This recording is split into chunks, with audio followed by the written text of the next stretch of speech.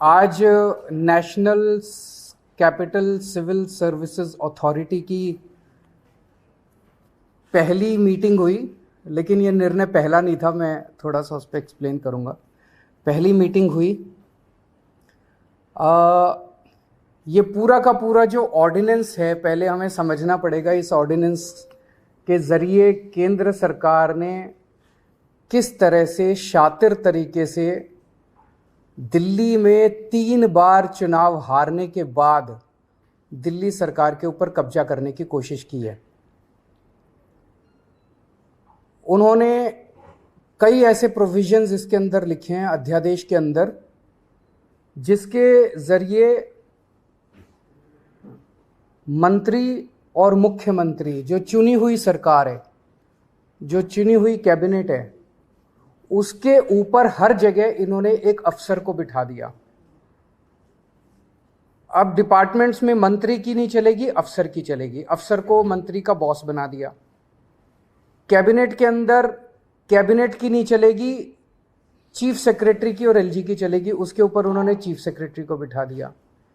एक ये कहने को एक अथॉरिटी बना दी। अथॉरिटी के अंदर 2 अफसर केंद्र सरकार के होंगे और एक मुख्यमंत्री होगा। तो इसके अंदर मुख्यमंत्री के ऊपर 2 अफसरों को बिठा दिया। तो हर जगह इन्होंने अफसरशाही को सारा कंट्रोल दे दिया और अफसरशाही केंद्र सरकार कंट्रोल करेगी। अफसरों के ऊपर केंद्र सरकार का कंट्रोल होगा, सर्विसेज के जरिए और विजिलेंस के जरिए। तो एक तरह से केंद्र सरकार दिल्ली सरकार को अफसरों के जरिए चलाना चाहती है।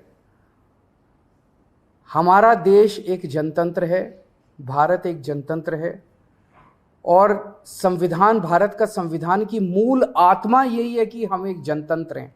जनता सरकार चुनती है और उस सरकार को काम करने के सारे अधिकार होते हैं, और वो सरकार, चुनी हुई सरकार, अफसरों के जरिए काम करती है। वो अफसर चुनी हुई सरकार को रिपोर्ट करते हैं। ये शायद दुनिया के इतिहास में पहली बार भारतीय जनता पार्टी ने ऐसा षड्यंत्र रचा है कि अब अफसर जो है वो चुनी हुई सरकार के ऊपर होंगे। क्यों? क्योंकि उन अफसरों के ऊपर केंद्र सरकार का कंट्रोल है। केंद्र सरकार उन अफसरों को कंट्रोल करती है, किसी को भी ट्रांसफर कर सकती है, किसी को सस्पेंड कर सकती है। कि अफसरों के ऊपर केंद्र सरकार का कंट्रोल है और अफसर जो है वो मंत्रियों के ऊपर बैठेंगे। तो जैसे किसी भी डिपार्टमेंट में मंत्री जो है वो अगर कोई आदेश देगा तो अफसर डिसाइड करेगा कि आदेश सही है कि गलत है।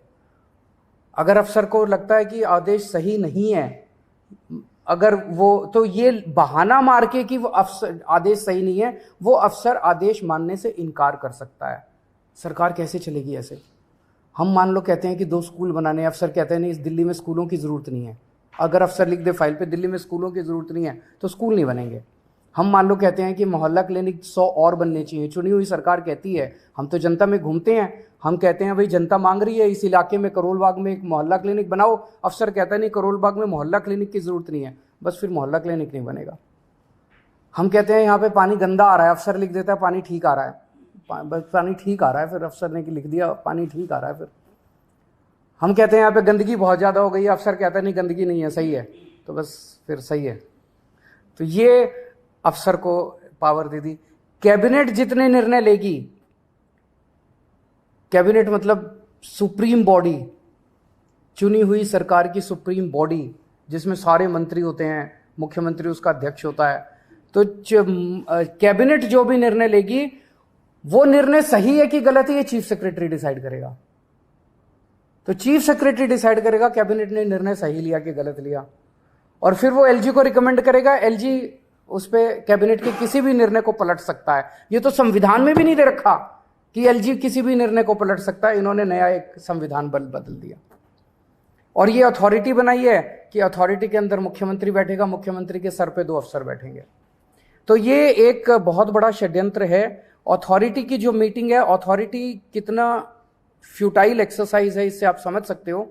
ये पहली मीटिंग हुई। इसके पहले एक फाइल आई मेरे पास 15 दिन पहले, लास्ट वीक ऑफ मई में।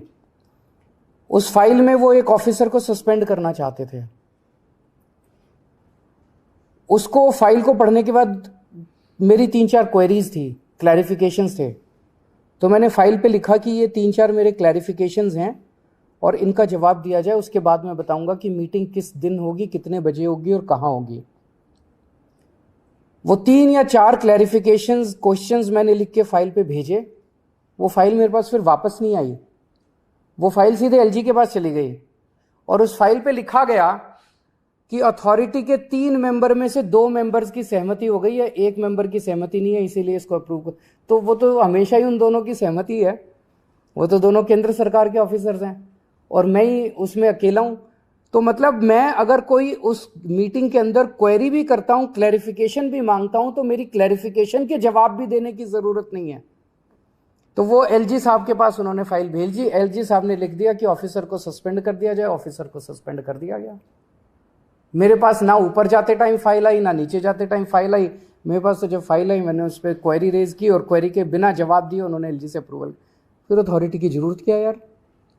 तो ये दिखाता है ये सारी चीजें हम सुप्रीम कोर्ट लेके जाएंगे और हमें पूरी उम्मीद है, सुप्रीम कोर्ट से भी उम्मीद है और सारी पार्टियों से भी उम्मीद है कि अगर सुप्रीम कोर्ट में भी मिलेगी, राहत मिलेगी और अगर राज्यसभा में संसद में बिल आता है तो उसको जीतने नहीं देंगे।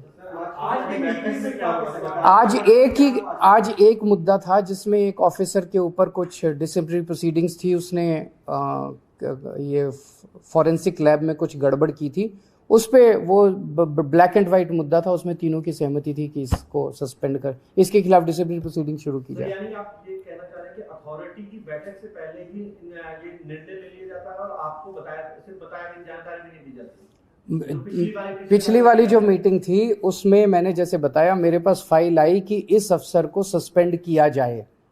मैंने कहा कि इसको क्यों सस्पेंड किया जाए, इसके लिए 3 क्लैरिफिकेशन मैंने मांगी। वो 3 क्लैरिफिकेशन का जवाब देना चाहिए था कि ये कारण है। वो 3 क्लैरिफिकेशंस के जवाब देने की बजाय उन्होंने फाइल सीधे एलजी को भेज दी कि अथॉरिटी के 3 सदस्यों में से 2 सदस्य तैयार हैं। वो दोनों तो उनके अफसर हैं अपने ही, उन दोनों ने साइन कर दिए, मुख्यमंत्री की इनको जरूरत ही नहीं है। जनतंत्र गया, जनतंत्र की ऐसी तैसी।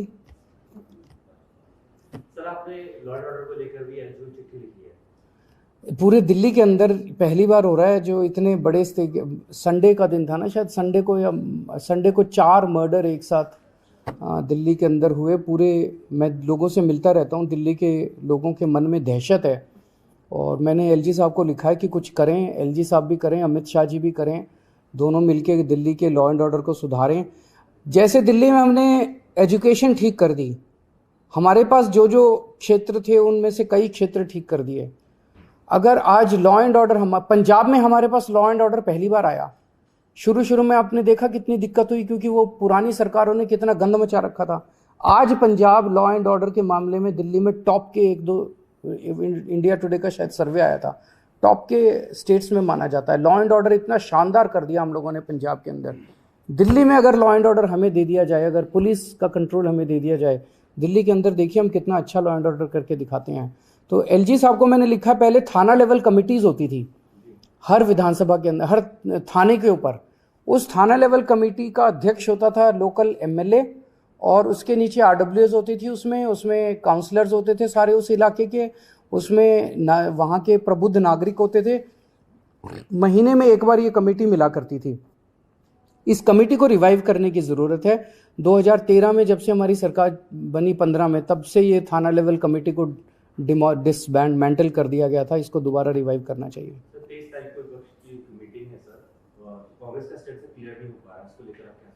इस कांग्रेस से मैं उम्मीद करता हूँ सारी पार्टियां पूछेंगी उस मीटिंग में, भाई आप अपना स्टैंड बताइए। और मैं समझता हूँ कि सबसे पहला उस मीटिंग का सबसे पहला एजेंडा होगा अध्यादेश, कि दिल्ली के अंदर जनतंत्र को ख़त्म करने के लिए, और मैं वहाँ सारी पार्टियों को समझाऊंगा, टेक्निकली भी कॉन्स्टिट्यूशन लेके जाऊंगा, मैं संविधान लेके जाऊंगा, कि आप ये ना समझें कि ये दिल्ली आधा राज्य है इसलिए दिल्ली के बारे में ये अध्यादेश आया है। ये अध्यादेश तमिलनाडु में भी आ सकता है, ये अध्यादेश महाराष्ट्र में भी आ सकता है, वेस्ट बंगाल में भी आ सकता है, पंजाब में भी आ सकता है।